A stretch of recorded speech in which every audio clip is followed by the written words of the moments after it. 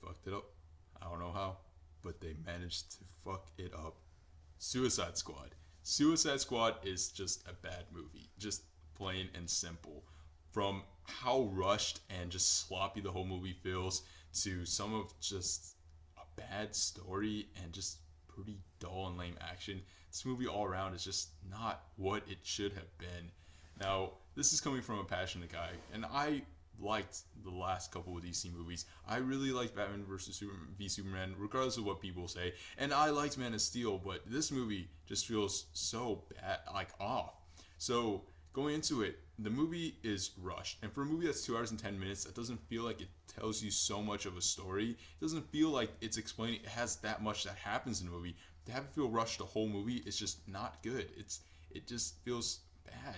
The movie, and I know a lot of people have been bringing up the editing problems that they're throwing up on WB or whatever. It just feels so choppy. The scenes just feel like they're thrown out. It seems to feel like they're thrown in. There's comedy scenes that are just thrown in the middle of nowhere that feel really awkward, really quick, just for a quick laugh that don't really amend to much. The movie just overall is just rushed. It just doesn't flow well. There's parts where I got confused, and I'm not one to get confused in a lot of these movies because I'm always paying close attention. It's just like it just hops around. It's just like, why is that happening? And then going into the story. Now I won't spoil who the villain is or anything, but it's not a shock, and the part of it that you don't know is not really cool. I'll just put it plain and simple like that. The villain's not really cool, and the resolution is really generic, and the fight at the end, which, because there's a fight at the end, of course, it's just not good. It's just not really cool, and it doesn't feel satisfying. The action in this movie is also a problem. It just feels really dull, and it's gonna be those henchmen, and we need a villain in all these movies. Like Avengers did it, Guardians of the Galaxy did it. You just need a billion mindless henchmen to fight off to show off the powers. But it just feels like, even though each of these characters should have their own unique fighting styles, it just really boiled down to Killer Croc is strong. Katana has the sword and slashes.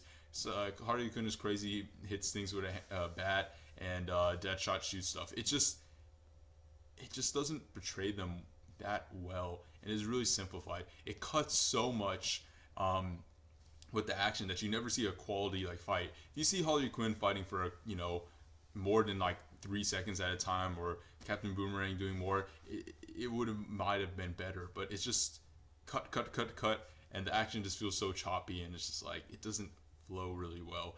And while there are a few cool action scenes, it isn't much. And for an action movie, there's only 3 or 4 big action scenes, and they're just okay.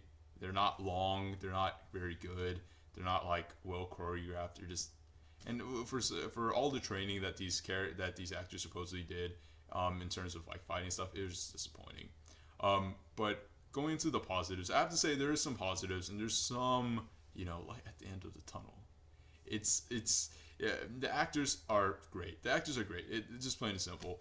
Harley Quinn, Margot Robbie's Harley Quinn is just great.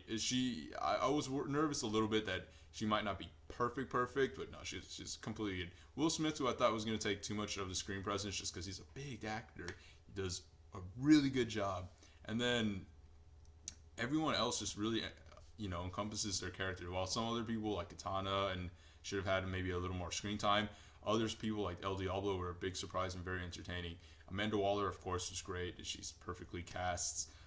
There's only one performance. There's only one big performance that I think was disappointing in this movie, the Joker. And I like Jared Leto. I'm going to be straight up with that. I like Jared Leto. I believe that his method acting has usually worked. But here, and there's multiple reasons. I'll just put it straight up. The Joker's in this movie for 4 minutes. And he is just shoehorned in here. He has kind of an ulterior motive why he's in the movie, but it doesn't flow, and it just seems like a distraction and a reason to throw in the Joker. The Joker should not have been introduced in this film, because each scene he's in, he just doesn't shine really well. He's there, and then somehow they have to quickly get out of that scene. And it feels like Jared Leto is really trying so hard just to get the most out of his tiny little screen time shots, but it just amends to him to seem like he's trying a little bit too hard, and it just doesn't feel good. It's just not, most of his scenes, you don't even understand what he's saying. And that's just kind of how Jared Leto's taking this. You know, it's the Joker is also like, oh, Harley, oh. He does like weird stuff like that and just whispers to himself, and I guess that's his take on the Joker. And yeah, he's, I guess, psychotic. It seems like he's trying a little too hard. He's more of a gangster in this film. It just seems like he's just trying too hard, and it just, I believe he can be good if he's given better material, if he's written in as a full villain. But here he's just completely wasted. Honestly, even though I really wanted and was excited to see Jared Leto and a Joker, I don't think he honestly should have been in this if he was just going to be given such a crappy role. With that being said, music is a great part of this movie. It has really like millennial type music, I guess is the best way to put it. You know, Eminem, Skrillex, Imagine Dragons. It has 21 Pilots. It has a lot of good music in it. It's cool. It's just, while there is good actors, cool music, and a cool premise, it's just the story falls flat. The villain is weak. The action is dull. The movie just feels completely edited the hell out of it, with just things happening. And there's gonna be scenes where you're just gonna be like, I was sitting there, I was just like, what's going on? Like, what's happening? Like, there's gonna be some ridiculous stuff that just doesn't make sense. It just doesn't fit into a movie that you wanted to see. There's so much stuff that's there that you're like, I didn't care. I don't care. I just want to see the Suicide Squad. And while the chemistry is cool and there's a few good scenes with them, all be seen. It's just, and the dialogue is pretty cringy at times. There's, I'm not gonna point out anything specifically, but there's a few times they try to make a joke or just trying to be hip and with it, and it just falls so flat.